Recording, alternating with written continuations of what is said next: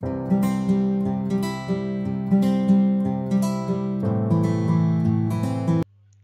sehat, salam sejahtera buat kita semua.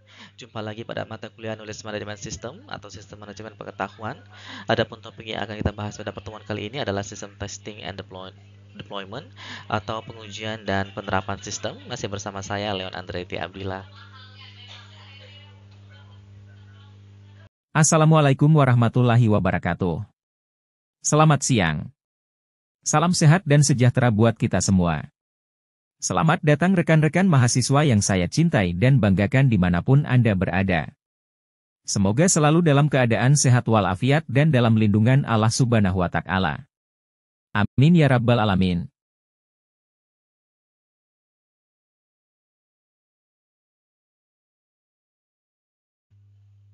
Lecture untuk mata kuliah ini adalah Leon Andretti Abdillah, saat ini sebagai Associate Professor Computer Science and Information System pada Faculty Science and Technology.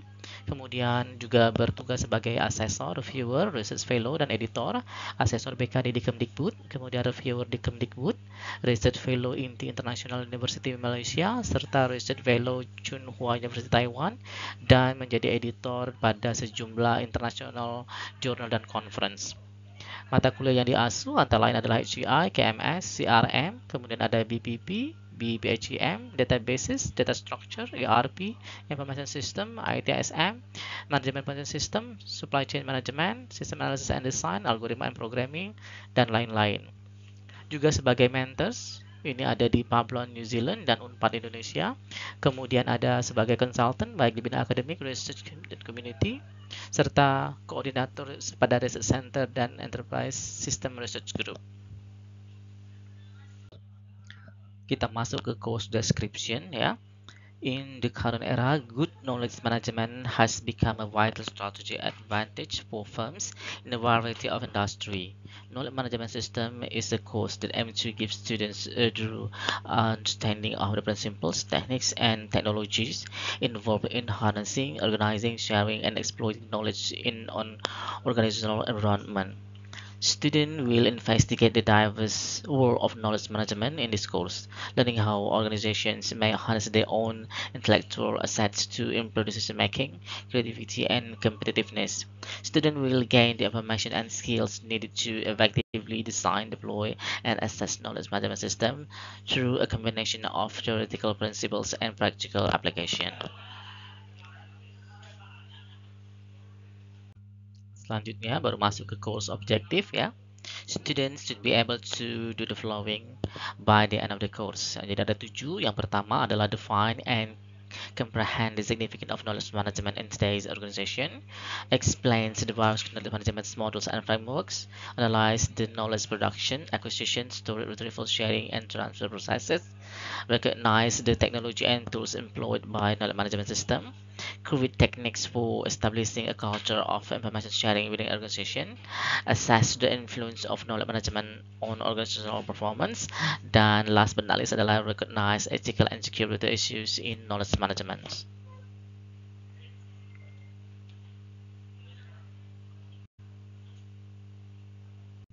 Oke, sekarang masuk ke course expectation.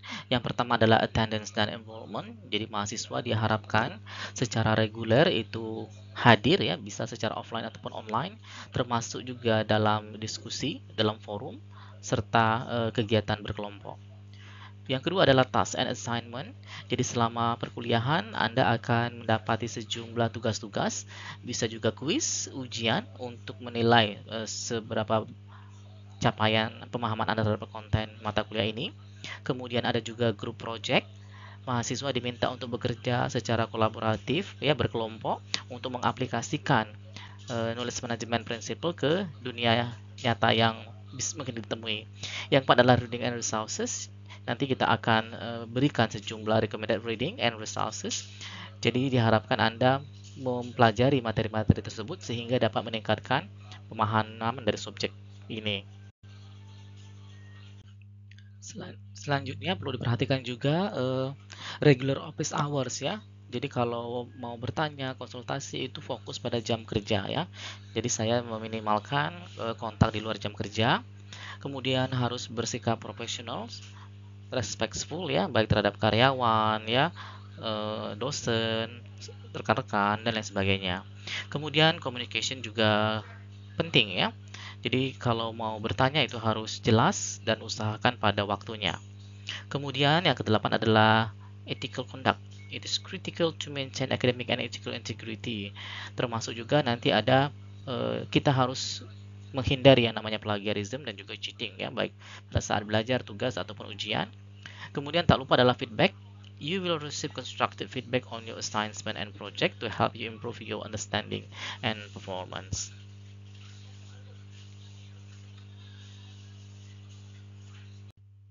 Review, kita akan tinjau kembali sejumlah materi yang sudah kita pelajari pada pertemuan sebelumnya, mulai dari KMS Life Cycle, kemudian Knowledge Codification, Pre-Knowledge Codification Question, Knowledge Codification Benefit, serta Codification Tools-nya.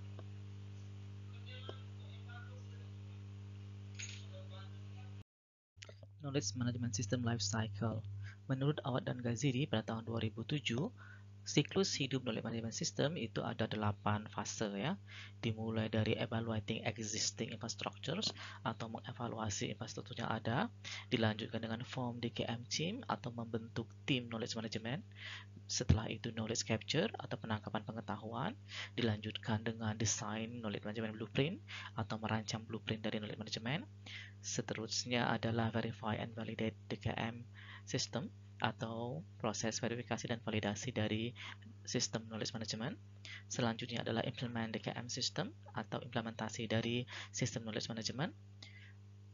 Setelah itu diteruskan dengan manage change and reward structures atau mengelola perubahan serta struktur reward, dan ditutup dengan post system evaluation. Walaupun sampai 8, tetapi tidak tertutup kemungkinan akan ada semacam iterasi. Pada KM Life Cycle itu ada 2 iterasi. Iterasi yang pertama itu terjadi pada iterative rapid prototyping yang melibatkan 2 fase keempat dan kelima, yaitu pada design KM blueprint dan verify and validate di KM system. Di sini sering terjadi beberapa perubahan sampai stabil. Setelah stabil baru dilanjutkan dengan implement dan manage change sampai ke post evaluation. Dari hasil post evaluation dapat diketahui pengetahuan apa yang perlu di capture lagi untuk kemajuan pada sistem selanjutnya. Nah, siklus ini akan terus berlangsung sampai ditentukan bahwa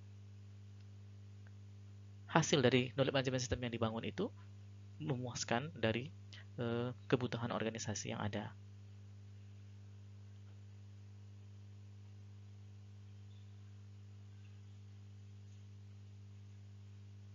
Pada minggu lalu kita sudah mempelajari knowledge codification. Knowledge codification itu merupakan proses converting tacit knowledge into explicit usable form, atau kita mengkonversi knowledge yang masih bersifat tacit menjadi bentuk eksplisit yang dapat digunakan. Yang kedua, bisa saja converting undocumented information into documented information, atau mengkonversi informasi atau pengetahuan yang belum terdokumentasi menjadi yang terdokumentasi. Yang ketiga, bisa juga representing and organizing knowledge before it is accessed. Jadi, knowledge-nya sudah terkonversi misalnya menjadi eksplisit, tetapi dia belum direpresentasikan dan belum diorganisasikan sesuai dengan kebutuhan dari organisasi. Maka proses representing dan organisasi itu juga termasuk ke knowledge codification. Secara sederhana, it is make institutional knowledge visible, accessible, and usable for decision making. Bagaimana kita membuat pengetahuan yang ada pada suatu institusi itu menjadi visible, ada, accessible, bisa diakses, dan usable, bisa digunakan untuk pengambilan keputusan. Nah, ini kira-kira knowledge codification itu dilakukan setelah knowledge capture. Kemudian dia bisa melibatkan sejumlah tool seperti decision table, decision tree, frame, map, rule, dan case-based reasoning yang mendukung knowledge codification. Benefit of knowledge codification atau manfaat dari kodifikasi pengetahuan. Setidak-tidaknya ada 4 manfaat. Yang pertama yaitu terkait dengan instruction atau training. Promoting training of junior personnel based on capture knowledge of senior employee. Nah, jadi knowledge codification itu sangat bermanfaat untuk mempromosikan pelatihan personel junior. Nah, jadi kalau ada personel yang baru masuk, bergabung, baik pada suatu instansi atau departemen, maka dia akan mendapatkan transfer pengetahuan dari karyawan seniornya. Yang kedua adalah terkait dengan prediction atau ramalan ya. Inferring the likely outcome of a given situation and flashing a proper warning or suggestion for corrective action, yaitu menyimpulkan kemungkinan hasil dari situasi tertentu dan memberikan peringatan atau saran yang tepat untuk tindakan korektif. Yang ketiga adalah diagnosis atau diagnosa, addressing identifiable symptom of specific causal factors, yaitu mengatasi gejala yang dapat diidentifikasi dari faktor penyebab tertentu. Yang keempat, bisa juga digunakan untuk planning atau scheduling, yaitu mapping out an entire course of action before any step are taken.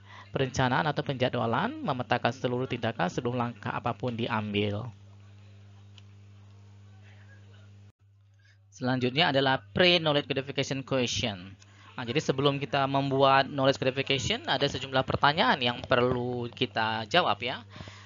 What organizational goal will the codified knowledge serve? Nah, jadi kira-kira tujuan organisasi bagian mana yang akan dilayani oleh knowledge codification ini ya. Yang kedua, why is the knowledge useful? Kenapa knowledge yang akan dikodifikasi itu berguna bagi organisasi ya? And how would one codify knowledge? Bagaimana mengkodifikasi knowledge tersebut? Jadi jangan langsung tiba-tiba dibuat suatu fase untuk melakukan knowledge codifikasi. Jadi setidak-tidaknya 3 pertanyaan ini perlu menjadi perhatian. Dalam melakukan kodifikasi pengetahuan itu ada sejumlah tools yang bisa dipakai. Di sini ada 6 ya. Yang pertama adalah knowledge map, kemudian decision table, dilanjutkan dengan decision tree, ada juga frames, dilanjutkan dengan production rule, dan terakhir adalah case based reasoning. Ini akan dijelaskan masing-masing pada slide selanjutnya. Adapun tujuan pada pertemuan kali ini kita bagi menjadi 3. Yang pertama, mengetahui fase sistem testing dan deployment, dilanjutkan dengan mengenal user accepted testing atau UAT, serta mengetahui sistem deployment. Agenda pada pertemuan kali ini dibagi menjadi 5, dimulai dari introduction, dilanjutkan dengan fase-fase pada KMS lifecycle, kemudian KMS testing, sistem deployment, dan ada assignment yang perlu dikerjakan. Pada siklus knowledge management system secara sederhana, setelah proses knowledge codification, maka akan dilanjutkan dengan testing dan deployment. Pada proses testing dan deployment, ini akan melibatkan sejumlah hal, nanti akan dibahas pada slide selanjutnya. Untuk selanjutnya, hasilnya nanti akan diteruskan pada proses knowledge sharing. Untuk testing and deployment itu ada pada fase KMS lifecycle yang kelima, yaitu verify and validate the KM system.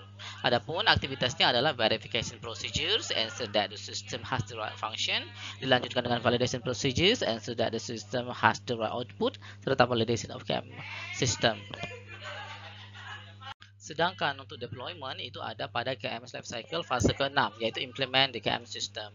Isinya dapat berupa converting a new KMS system into actual operation. Ini melibatkan konversi dari data atau file, juga bisa melibatkan user training, serta ada proses quality assurance ya, yang memeriksa reasoning errors, ambiguity, incompleteness, serta false representation. Quality assurance atau jaminan mutu. Jadi agar knowledge management system dikembangkan itu berkualitas, perlu diperhatikan sejumlah hal. Knowledge management system should meet expectation of members represented in the KM team. Jadi KMS itu harus sesuai dengan ekspektasi dari para anggota yang direpresentasikan pada tim knowledge managementnya. Kinerja depend highly on quality of explicit tacit knowledge stored in knowledge base. Jadi kinerja KMS nantinya itu sangat tergantung dari kualitas dari knowledge eksplisit atau tacit yang tersimpan di knowledge base yang ada. Ada 3 perspektif ya. Yang pertama, apabila dilihat dari expert, for experts, quality related to reasoning process that produce reliable and accurate solution. Bagi expert, kualitas itu sangat berkaitan dengan proses penalaran ya, yang menghasilkan solusi yang reliable dan accurate. Jadi garis bawahnya adalah reasoning prosesnya ya, proses penalarannya. Sedangkan bagi pengguna, quality relate to system easy of use and efficiency.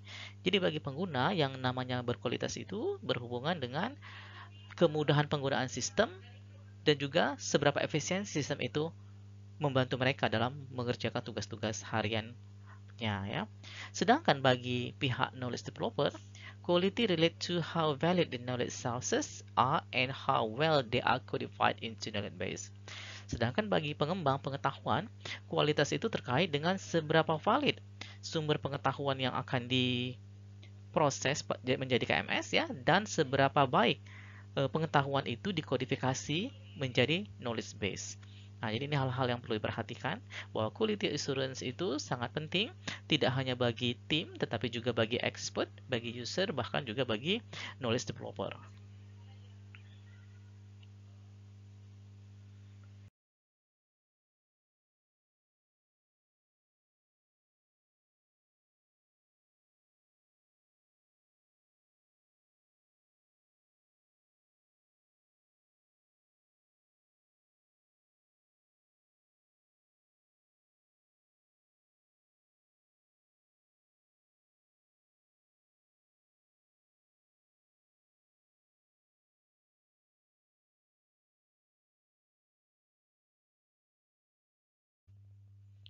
Hardless in KMS testing ya. Nah, yang pertama itu adalah subjective nature of tacit knowledge, di mana tacit itu masih bersifat abstrak ya, sehingga cukup repot juga untuk mengujinya. Lack of reliable specification juga testing.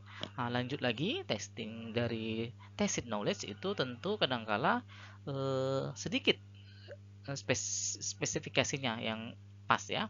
Kemudian how to decide whether knowledge is complete. Bagaimana kita memutuskan apakah knowledge yang dibutuhkan itu sudah lengkap atau tidak. Kemudian yang lainnya lagi tentu ada faktor human errors, kemudian lack of time, waktunya terlalu sedikit ya, atau bisa saja interface yang dibuat itu unfriendly untuk pihak-pihak yang terkait pada testing. Logical testing approach ada dua. Yang pertama, knowledge based formation merupakan structures of knowledge as it relates to cycles, order, dan errors. Kemudian yang dicek juga adalah consistency, correctness, and completeness dari knowledge based rule-nya. Yang kedua adalah kelompok knowledge based functionality. Jadi secara fungsi ya, dilihat dari confidence serta reliability of knowledge base. Logical errors ya. Jadi ada setidak-tidaknya 5 error yang terkait dengan logic ya. Yang pertama adalah circular error. Ini contradictory in meaning or logic. Kemudian ada redundancy errors of different approach to the same problems. Yang ketiga, unusable knowledge ya. Come up no matter conditions succeed or fail. Kemudian ada substantial errors. If one rule is true, one knows the second rule is always true. Kemudian yang kelima itu adalah inconsistent knowledge. Misalnya the same inputs yield different results. User testing atau pengujian oleh pengguna ya. User testing menurut Summerfield pada tahun 2021 merupakan tes that the software product is useful and usable by end users. Tes terhadap produk software agar ia berguna dan bermanfaat bagi end user. Kemudian, you need to show that the features of the system help users to do what they want to do with the software. Nah, jadi sebagai pengembang itu harus menunjukkan fitur-fitur dari sistem yang dapat membantu pengguna apa yang mereka inginkan dari perangkat lunak ini ya, terutama KMS. You should also show that users understand how to access the software's features and can use these features effectively. Pengembang juga harus mampu menunjukkan bagaimana pengguna mengerti cara mengakses dari fitur-fitur perangkat lunak KMS ini dan bisa menggunakan fitur-fitur tersebut secara efektif. Nah, selanjutnya baru nanti masuk ke user acceptance testing yang lebih spesifik lagi ya.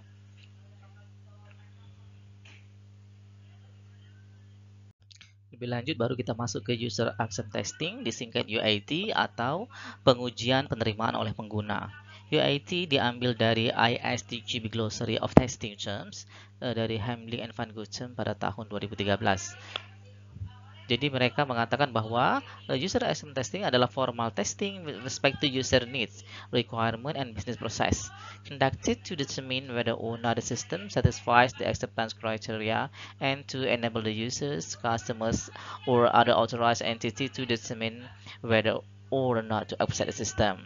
Nah, jadi merupakan tes formal yang dilakukan agar mengetahui bagaimana kebutuhan pengguna, ya persyaratan pengguna dan persyaratan bisnis proses itu terpenuhi. Dilaksanakan untuk mengetahui ya apakah kriteria-kriteria penerimaan itu bisa memberikan keputusan apakah sistem tadi diterima atau tidak, baik oleh pengguna, customer atau pihak entitas otoritas lainnya yang terkait dengan suatu organisasi yang akan membangun suatu knowledge management system. Proses dari UAT itu ada 3 tahapan ya. Ini seperti kita lihat pada gambar berikut.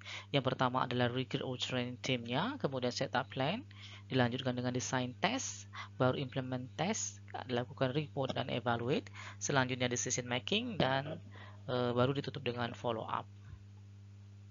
Sedangkan pendekatan dari user acceptance testing meliputi kita harus pilih dulu orang atau tim yang akan melakukan pengujian, kemudian kita akan putuskan ya bagaimana kriteria pengujiannya, dilanjutkan dengan test case-nya, baru kita pelihara log on dari various version test yang hasil-hasil tesnya, baru setelah dilakukan sejumlah versi tesnya baru diterapkan pada tes lapangan secara real. Requirement for test team ya. Jadi kebutuhan untuk tim yang penguji. Tim penguji itu haruslah pertama independent of design or codification of the system. Jadi dia independen dari fase perancangan maupun kodifikasi. Memang tim yang tersendiri. Kemudian understand the knowledge problem and computer technology. Dia memahami bidang pengetahuan dari problem yang akan diselesaikan oleh sistem yang sedang diuji sampai dia juga mengerti ke teknologi komputer. Kemudian well served in the organizational goals. Dia paham tujuan organisasinya apa. Know how the system being tested will fit into the desired area of operation. Dia tahu bagaimana sistem yang sedang diuji tadi akan cocok dengan bidang operasi yang sedang dirancang.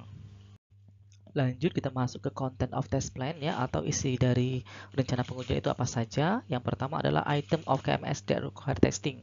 Poin-poin apa saja yang akan dites ya. Selanjutnya schedule or user up testing, jadwal dari pengujiannya. Kemudian description of test method that are approved by user and company. Deskripsi bagaimana metode pengujian yang telah disetujui baik oleh pengguna maupun perusahaannya, serta yang tidak kalah penting adalah guideline for documenting test result. Bagaimana pedoman untuk mendokumentasikan hasil pengujiannya. Selanjutnya adalah user acceptance criteria atau kriteria penerimaan dari pengguna ya. Yang pertama itu adalah accuracy and correctness of outcome for the test items. Dilanjutkan dengan adequacy of the solution, adaptability to novel input, easy of use, mudah digunakan, kemudian valid and credible, robustness, kokoh ya, serta technical and operational test. Untuk tekniknya sendiri, user acceptance test itu ada 3. Yang pertama itu berhubungan dengan phase validation, yang kedua test case, yang ketiga adalah subsystem validation. Selanjutnya baru masuk ke tipe-tipe user acceptance test ya. Ada 4. Yang pertama itu adalah alpha testing. Jadi ini dilaksanakan oleh para pekerja internal ya. This sort of testing seek to uncover issue before the product is published to external users. Jadi dia dites sebelum dikirimkan ke external users. Yang kedua itu adalah black box testing.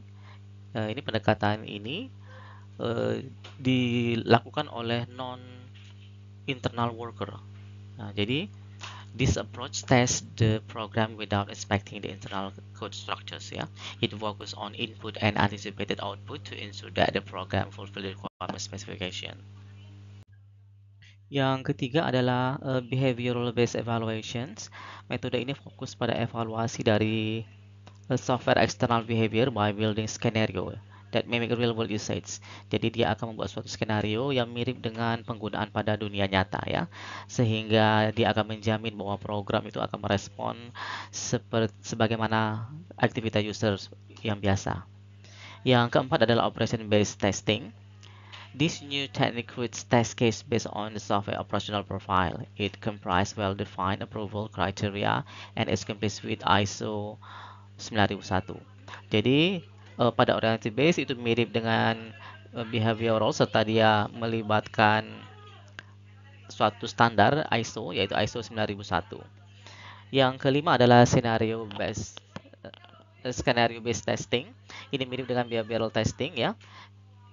The extensive scenario that imitate real world use case in order to confirm the software functions. Kemudian baru kita masuk ke Vectis Victim System Development atau faktor-faktor yang mempengaruhi penerapan dari sistem yang telah diuji ya. Itu bisa dilihat dari faktor secara technical, kemudian organizational, procedural, behavioral, political, sampai ke economical.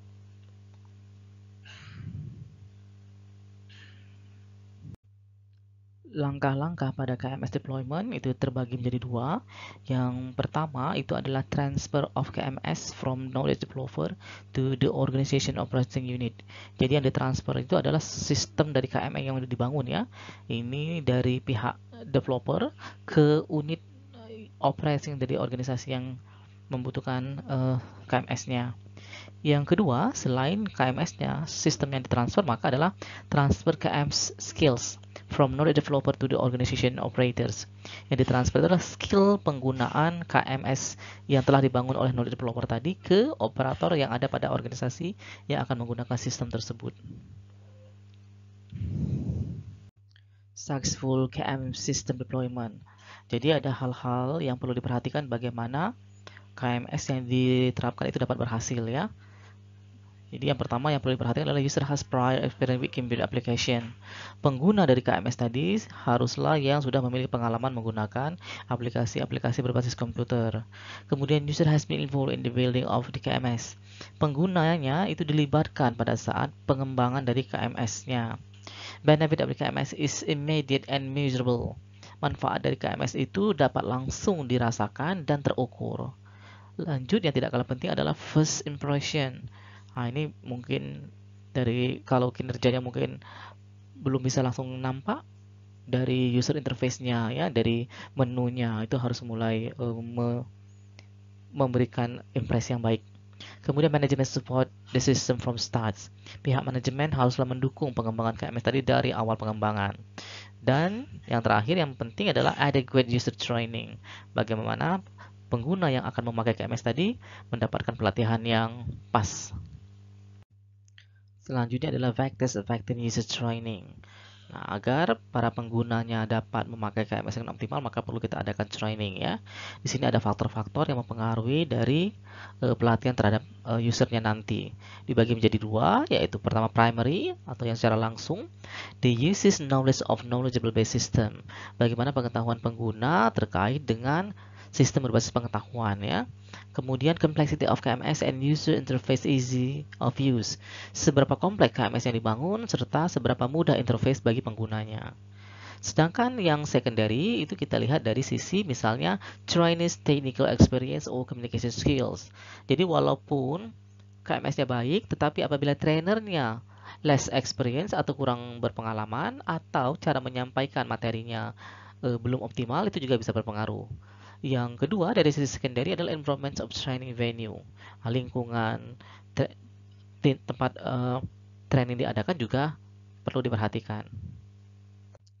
Sebelum training dilaksanakan, maka ada fase pre-user training session atau sesi sebelum training terhadap pengguna. Yang pertama, kita harus define how the KMS agrees with the organization. Kita harus definisikan, jelaskan bagaimana KMS yang telah dibangun itu mendukung misi dari organisasi. Demonstrate how the system can support organizational goals. Kita bisa demonstrasikan juga bagaimana sistem yang dibangun tadi bisa mendukung tujuan organisasi. Allocate adequate resources for the training project. Kita harus bisa mengalokasikan sumber daya yang cukup untuk training project. Nah, jadi untuk training ini kita butuhkan alatnya ini dan semuanya ada disiapkan ya. Advocate positive effect of the system. Kita harus bisa menganjurkan sisi positif dari sistem yang dibangun. Selanjutnya adalah explain cost benefit analysis of the KMS. Nah, jadi KMS yang dibangun tadi kita harus berikan dampak positifnya, terutama dari cost benefitnya. Kadangkala bisa penghasilan dari finance secara langsung, atau bisa juga cost-nya berkurang. Intinya adalah cost benefit analysis-nya. Walaupun KMS-nya sudah kita buat dan berhasil ya, sampai ke trainingnya juga sudah dilakukan, masih ada peluang overcome resistance to change.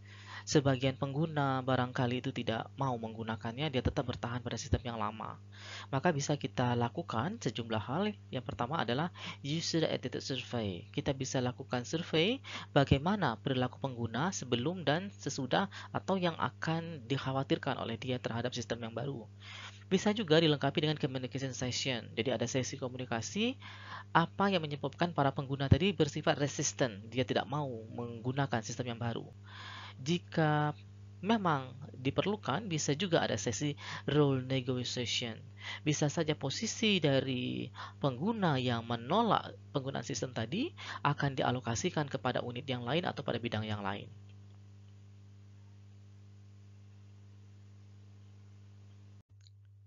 Setelah beberapa waktu sistem diterapkan, maka ada fase post implementation review atau kita akan tinjau pasca penerapan dari sistem ya.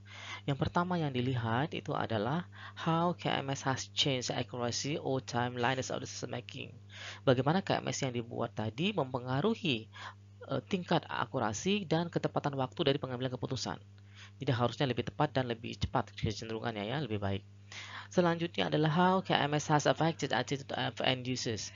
Bagaimana perilaku end user setelah menggunakan sistem, itu juga dilihat.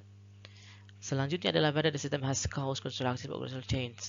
Apakah KMS yang dibangun tadi telah menyebabkan perubahan yang bersifat konstruktif, membangun bagi organisasi. Dan yang tidak kalah pentingnya adalah whether the system has benefit the operational cost ya. Bagaimana KMS yang dibuat itu memberikan manfaat terutama pada biaya operasinya ya. Jadi biaya operasinya cenderung bisa lebih hemat gitu ya. Misalnya security issue ya. Jadi hal-hal yang terkait dengan keamanan. The new system should provide password or protocol protection. Jadi KMS yang kita bangun itu harus menyediakan password untuk masuk ke dalam sistem atau bagaimana proteksi protokol penggunaannya ya, baik secara hardware maupun secara software. Kemudian, security procedures should be consistently observed. Nah, bagaimana prosedur-prosedur pengamanan tadi secara konsisten diamati ya, di mana celah-celah yang berisiko maka itu harus segera di-upgrade. Kemudian access should be restricted regarding update of the knowledge base. Akses harus sangat-sangat terbatas terkait dengan update knowledge base. Karena knowledge base ini akan menjadi pondasi bagi jalannya KMS sampai ke bagian pengambilan keputusan. Sehingga knowledge base yang terbenam itu harus benar-benar valid dan sangat aman ya. Circular errors ya. Jadi bisa saja pada saat pengujian akan ditemukan yang namanya error circular ya, yang berulang ya, atau dia membentuk lingkaran dalam ilustrasi seperti ini. Pada aturan pertama misalnya, if John and Rob are co-owners of company A, then John and Rob own the same company. Itu aturan pertama. Nah, ternyata ada aturan kedua. If John and Rob own the same company, then John and Rob are co-owners. Jadi ini bolak-balik aja. Nah, seperti ini harus dihindari, gitu ya. Bahwa rule itu tidak boleh berdampak sama atau dia circular, tidak boleh ya. Error selanjutnya yang sering terjadi itu adalah redundancy errors ya. Jadi ada error yang terkait dengan pengulangan. Walaupun ini secara logik ya.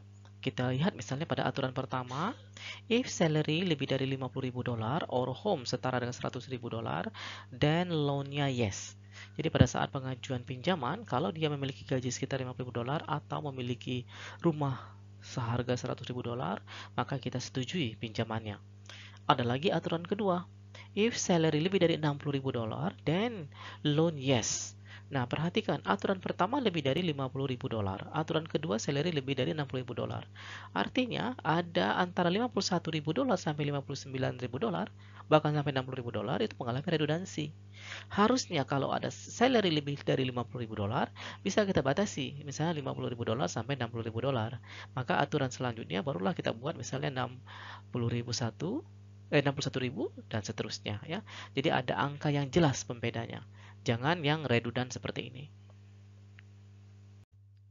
Kemudian ada juga unusable knowledge ya, atau knowledge yang tidak berguna. Misalnya, if humidity is 5% and heavy rain, yes, then do some action. Nah, jadi aturan itu harus bisa yang berguna, bermanfaat, yang bisa diambil keputusannya.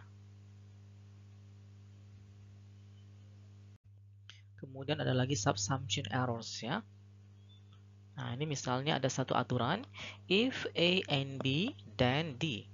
Jadi kalau A dan B terpenuhi, maka kerjakan D katanya ya. Tetapi ada aturan lagi yang kedua, if A and B and C, then D. Kalau ada A sama dengan B dan sama dengan C, kerjakan D. Nah, hal ini tidak boleh ya. Bagaimana dua kondisi itu mengerjakan hal yang sama? Jadi harusnya pada rule kedua, if A and B and C, then E. Ya, harusnya dia adalah A ya. Jadi bukannya mengerjakan hal yang sama, tapi harus yang berbeda.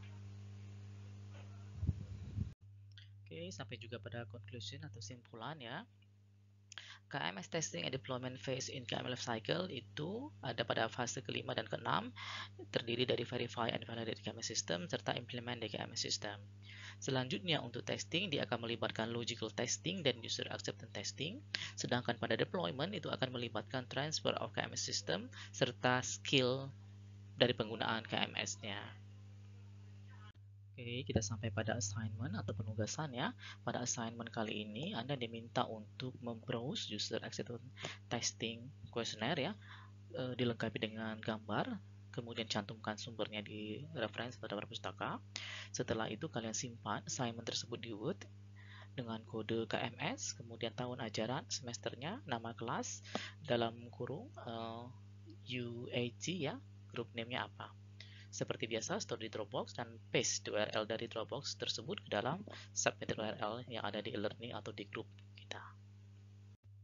Berikut merupakan referensi yang terpakai pada pertemuan kali ini.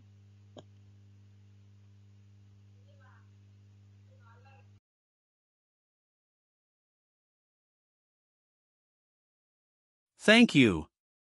Don't forget to watch, like, comment, share, and subscribe at Leon Abdillah. See you again.